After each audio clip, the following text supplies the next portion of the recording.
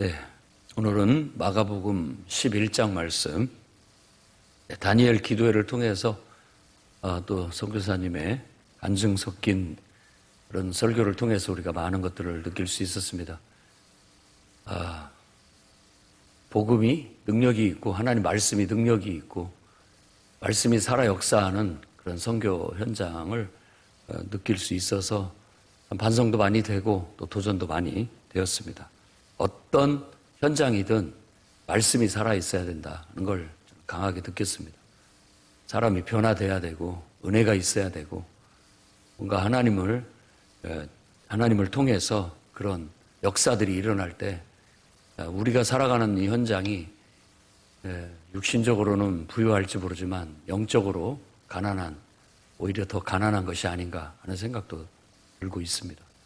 정말 목숨을 걸고 예배를 참여하고자 하는 그런 열정, 그리고 늘 은혜 속에서 눈물로 찬양하는 찬양, 이런 것들이 그만큼 우리가 더 부유하지 못한 것 같은 생각이 많이 듭니다.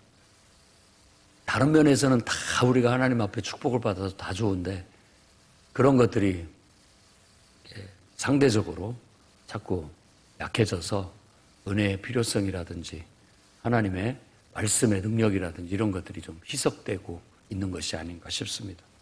여러분 스스로가 노력을 해야 됩니다. 자꾸만 세상적인 것들을 덜어내야 하나님이 들어갈 자리가 있습니다. 우리 스스로가 그걸 하지 않으면 하나님이 있을 자리가 우리가 없어요. 우리 안에 우리 것들이 너무 많아요. 그러다 보니까 들어찰 자리가 없는 거예요. 하나님의 은혜도 하나님 말씀도 들어갈 자리가 없어서야 되겠습니까? 늘 이 시간에도 어려운 환경 속에서 오직 하나님 말씀 붙잡고 복음을 전하는 선교사들을 위해서 우리도 늘 함께 기도하고 협조할 수 있어야 되겠습니다. 오늘 마가복음 11장은 유명한 말씀입니다. 저는 그렇게 생각이 듭니다. 왜냐하면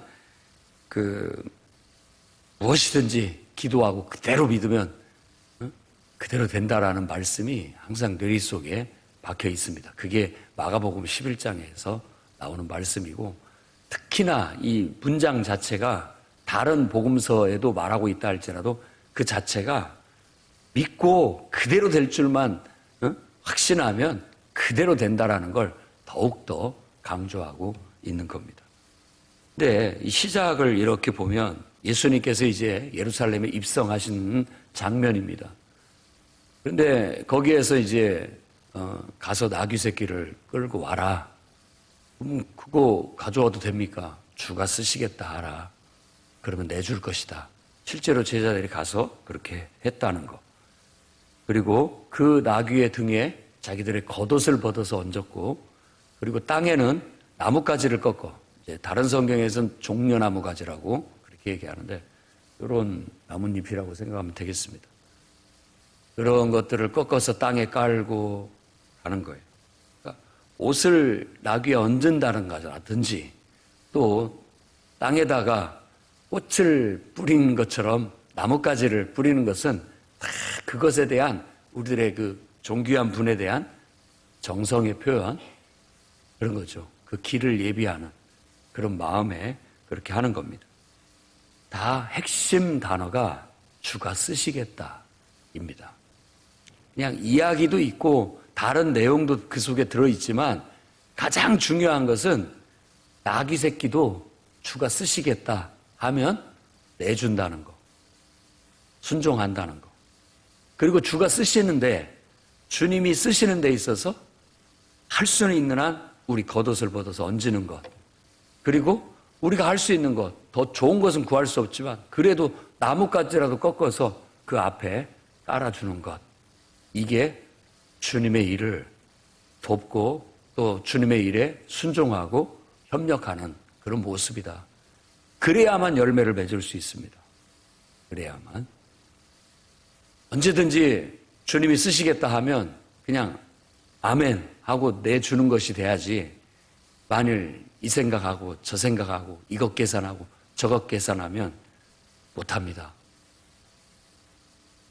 믿음으로 지금까지 저도 살아와 봤지만 우리가 인간적으로 다 준비돼 가지고 완벽할 때 이렇게 하는 것은 거의 없습니다. 항상 주님은 주님의 일을 할 때 그냥 절벽 같은데 길이 없는데 주님이 하라고 하는 경우들이 많습니다. 그렇다면 우리가 인간적인 생각으로 한다면 주님 앞에 이런 걸 계산하고 따지다 보면 지금까지 봤을 때 아무 일도 일어나지 않습니다. 믿음으로 하나님이 역사하셨다라는 것을 말할 수 있는 일들은 하나도 없어요. 우리는 믿음으로 물 위를 걷는 사람들입니다. 여러분, 그 베드로가 물 위를 걷는 장면을 떠올리십시오. 나는 믿음으로 사는 사람이에요. 물 위를 걷는 사람이에요. 세상 속에, 내 생각 속에, 세상의 환경 속에 빠져들면 안 됩니다. 우리는 그 위를 걷는, 예를 들어 파도를 타는 사람이라고 생각해야 됩니다. 다 파도에 눌려서 파도에 쓰러지지만 나는 그 파도를 타는 사람이라고, 믿음으로. 그러려면 이런 태도가 필요합니다. 주가 쓰시겠다 하면 기꺼이 내어드리고 그 아기의 등에 겉옷을, 내 가장 할 수 있는 내 겉옷을 깔아서 예비하고 나뭇가지라도 꺾어서 그 길을 예비할 수 있는 그런 태도가 바로 신앙이고 믿음으로 물 위를 걷는 그와 같다고 말할 수 있습니다. 그러면 여러분들은 믿음으로 열매들을 거두게 됩니다. 예수님께서 이제 예루살렘에 들어가시다 무화과 나무를 봤어요. 이건 굉장히 상징적인 행동입니다. 무화과 나무에서 뭔가를 얻으려고 했는데 사실 그게 상징적인 행동이라는 게 지금은 과일 나올 때가 아니라는 거예요. 그럼에도 불구하고 무화과 나무에 가가지고 무엇을 좀 시장하니까 열매를 찾았던 거예요. 그런데 열매가 없어요. 잎사귀는 무성한데 열매가 없다는 거. 그러니까 이게 상징적인 행동이라는 거예요. 열매가 없다는 것을 강조하는 거. 열매가 없어요. 그러니까 네가 이렇게 열매를 맺지 못하니 앞으로 계속 영원토록 너에게서 사람들이 열매를 얻지 못할 것이다 라고 말하였다라는 거예요. 정말 너무나 정말 고통스러운 말입니다. 너에게서 내가 열매를 얻지를 못했다 라는 거. 무화과 나무가 내가 되고 나귀 새끼가 내가 되고 나귀 주인이 내가 돼야 되고 무화과 나무가 내가 되는 겁니다. 주님이 너에게 내가 많은 시간을 줬고 물질도 줬고 너에게 재능도 줬는데 너에게서 내가 거둘 열매가 없다. 이렇게 말하실까 봐 정말 가슴이 두렵습니다. 우리 인생 중에 누구도 그래서는 안 되겠어요. 믿음으로 살지 않으면, 믿음으로 하나님께 순종해서 열매 맺지 못하면 우리가 다 잘났어요. 다 똑똑하고 가진 것도 많고 정말 겉으로 봐서 부족할 게 하나도 없어요. 그렇지만 단 한마디도 하나님께서 우리 마음속에 소원을 주시고 말씀하셨을 때 아멘 하고 순종해서 뭔가 열매를 걷어낸 게 없다면 우리도 이 무화과 나무처럼 된다라는 겁니다. 그 결과는 뒤에 20절, 21절에 나타나 있습니다.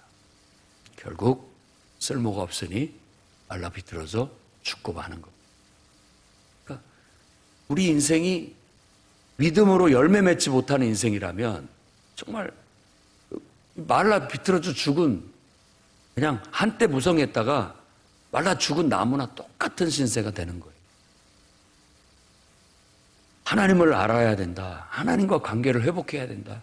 그래서 하나님을 네 마음에 품고 하나님께서 내 속에 두신 뜻, 너를 이 땅에 창조하시고 너에게 모든 것들을 공급하시면서 너에게 바라시는 그 뜻을 발견하고 그 사명을 붙잡고 그 말씀을 붙잡고 그 입에서 나오는 그 말씀을 붙잡고 속에서 우러나오는 솟아나는 샘솟듯 솟아나는 하나님 말씀을 붙잡고 그걸 이루기 위해 살아라.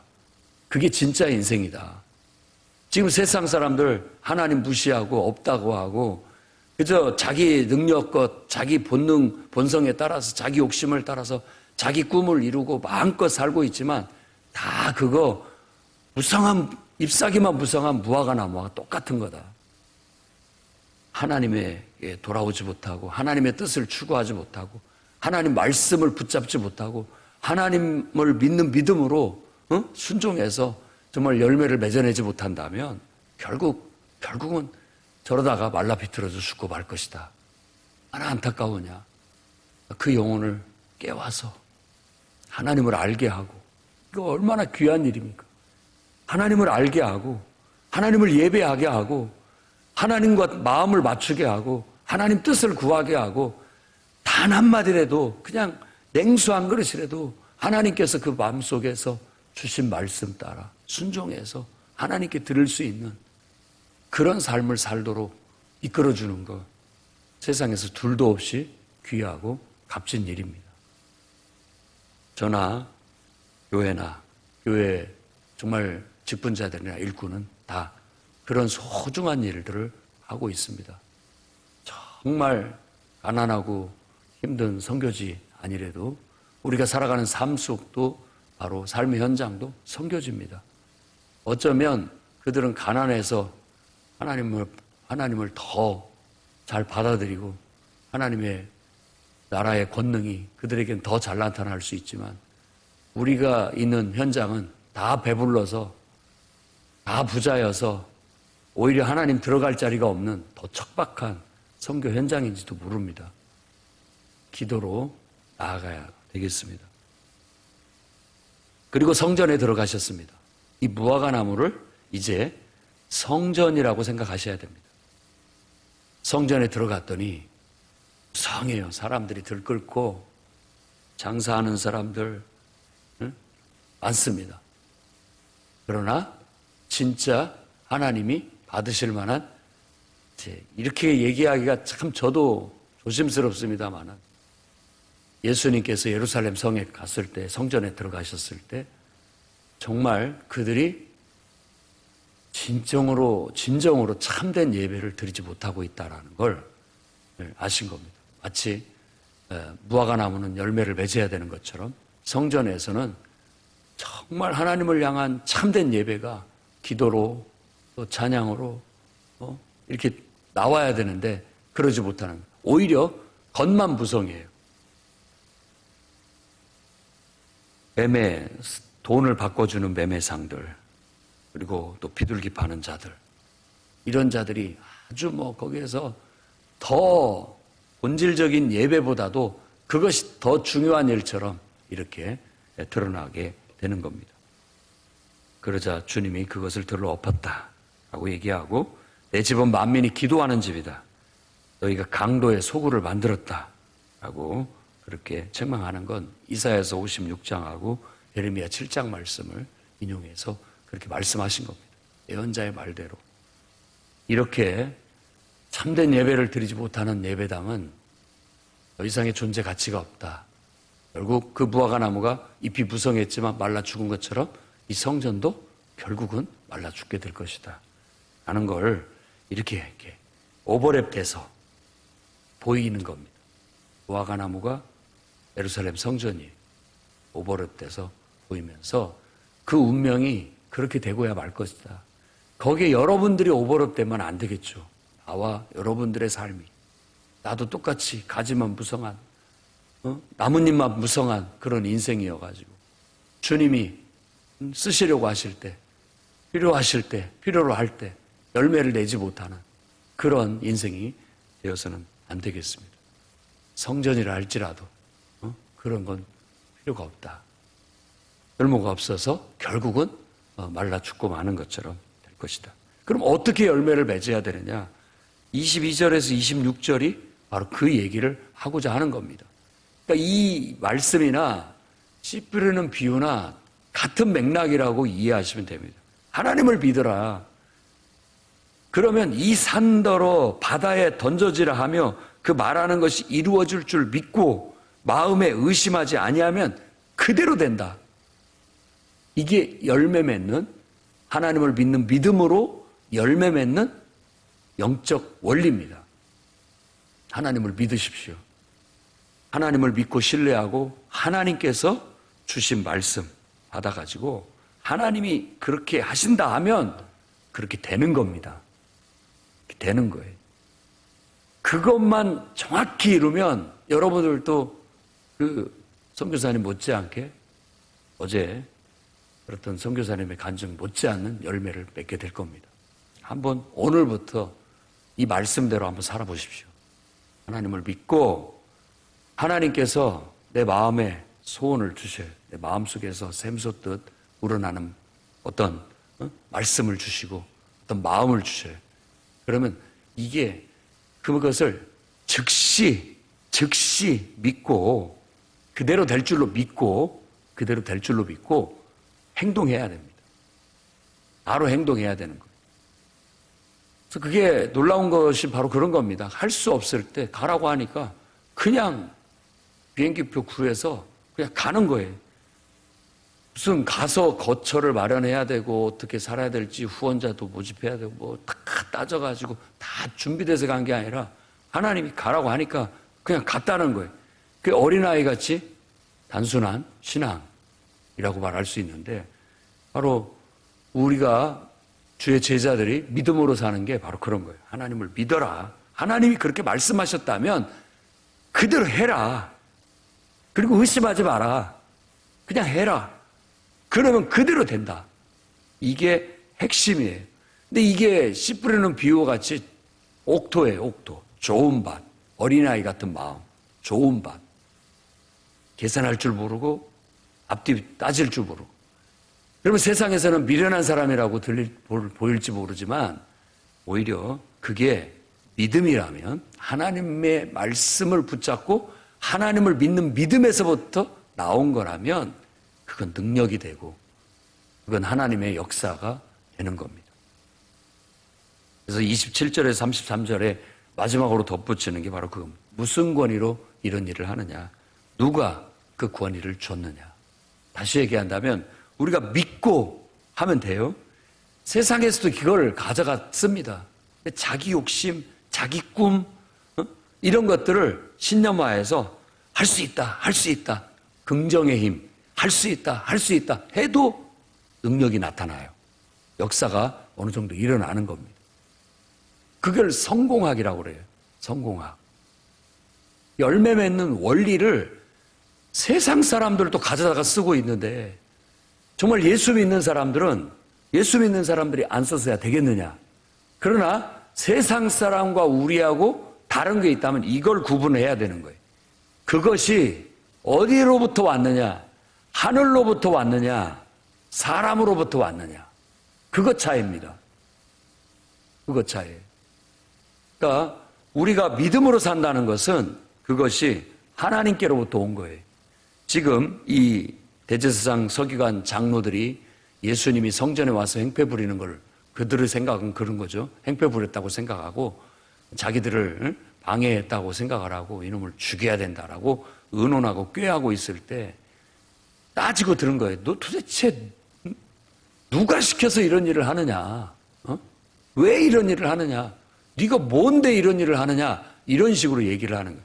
우리가 예수 이름으로라든지 하나님의 이름으로라고 했을 때는 그분의 이름의 명예를 걸고 그분이 시켜서 그분의 권위로 그분의 권세로 그분의 이름으로 그분의 위엄과 능력으로 이 일을 한다. 다른 사람들이 뭐라고 얘기하든 중요하지 않습니다. 정말 이게 하나님께서 내게 시키신 일이고 하나님께서 내게 명하신 일이라면 방해를 하고 욕을 하고 뭐 해도 나는 앞에서 말한 그대로 이게 그대로 될 줄로 믿고 의심하지 않고 아무리 뭐란 소리 해도 흔들리지 않고 밀고 나가면 그대로 됩니다. 하나님께로부터 온 것이냐 사람으로부터 온 거냐 그것만 차이 있을 뿐이에요. 그걸 구분하는 거예요. 하나님께로부터 온 것이라야 하나님 앞에 열매가 되지 사람, 내 생각, 내 꿈, 내 욕심이었다면 그건 나 하나로 그냥 칭찬받고 마는 겁니다. 하나님 앞에 내놓을 열매는 없는 거죠. 그러나 냉수 한 그릇이라도 하나님께서 네가 그걸 줘라. 네가 그걸 줘라. 내가 너를 통해서 냉수 한 그릇을 그에게 주도록 해 대접하기를 원한다 라고 했을 때 아멘 순종해서 그걸 대접하게 되면 그 상이 하늘에 있다. 그 상을 잃지 않을 것이다 라는 것이 이 복음서의 핵심 가르침입니다. 말씀대로 산다라는 것은 바로 이 원리대로 산다라는 겁니다. 성경이 그걸 가르치고 있기 때문에 여러분 오늘부터라도 지금까지 그렇게 살아오려고 노력했지만 더 구체적이지 못했고 더 분명하지 못했다면 자꾸 다듬어서 더 구체적이고 더 분명하게 이걸 실행하는 여러분들이 되시기 바랍니다. 누군가 여러분한테 왜 그 일을 하십니까? 라고 했을 때 기도했더니 하나님께서 감동을 주셨는데 그렇게 하라고 했습니다. 그래서 하는 겁니다. 그렇게 답변하시기 바랍니다. 성경을 읽는데 이 구절을 읽는데 하나님께서 이 구절 속에서 내게 감동을 주시는데 이렇게 하라 라는 그런 음성을 듣고 그런 감동을 듣고 그런 마음을 하나님께서 내 영혼 속에서 울림을 주셔서 이게 하나님 입에서 나오는 하나님 말씀이구나. 내게 주신 하나님 말씀이구나. 내가 받고 아멘. 주가 쓰시겠다면 기꺼이 내가 그렇게 하겠습니다. 라고 순종했다. 그게 우리의 답변이 되어야 되겠습니다. 여러분의 인생에 하는 일 중에 모든 일들을 다시 한번 질문해 보십시오. 내가 이 일을 왜 하고 있는가? 누가 시켜서 한 것인가? 누구를 위한 것인가?